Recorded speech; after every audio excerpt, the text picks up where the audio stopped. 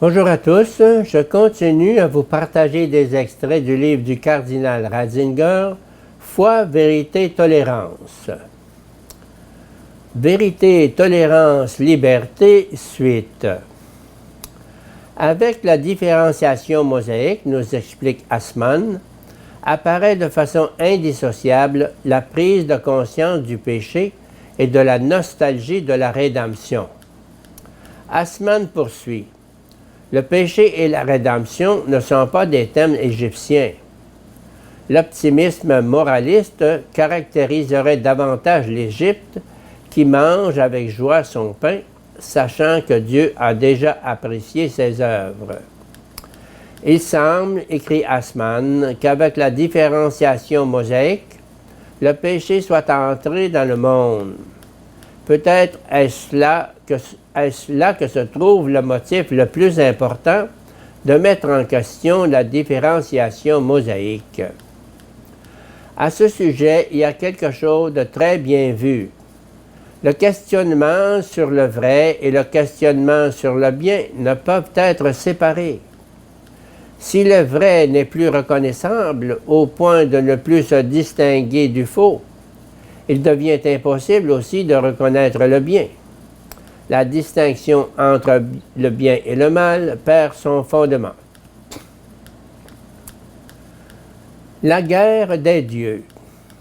La thèse selon laquelle les dieux du polythéisme seraient interchangeables entre eux et conduirait à une intelligence interculturelle peut s'appuyer sur la politique religieuse de l'Imperium Romanum, mais elle ne correspond nullement à l'histoire du polythéisme en général.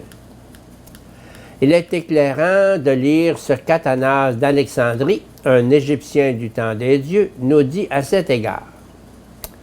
Jadis, en effet, quand ils pratiquaient l'idolâtrie, Grecs et barbares se faisaient la guerre et se montraient cruels pour ceux de leur propre race.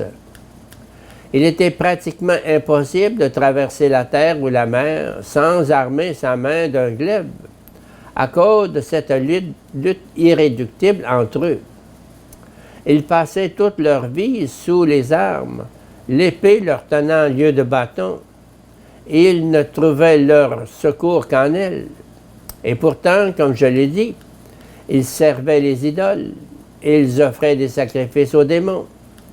Cependant, la superstition des idoles ne leur servait de rien pour corriger cette mentalité. Et cela n'a rien d'incroyable, puisque maintenant encore les barbares, de mœurs sauvages par nature, et sacrifiant encore à leurs idoles, s'acharnent les uns contre les autres, et ne restent pas une heure démunis de leurs glaives. Mais quand ils entendent l'enseignement du Christ, ils quittent aussitôt la guerre pour se tourner vers l'agriculture.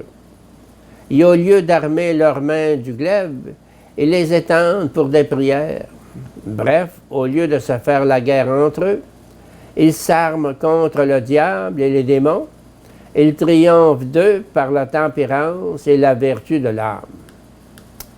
Bien sûr, cette description est stylisée et schématisée dans une perspective apologétique, mais Athanase savait devoir compter sur des lecteurs qui avaient connu l'époque antérieure à la mission chrétienne, et il ne pouvait pas donner si facilement libre cours à son imagination. Ces affirmations suffisent à démythologiser l'image du monde des dieux si sereins, quelle que soit la façon dont on juge dans les détails son contenu historique.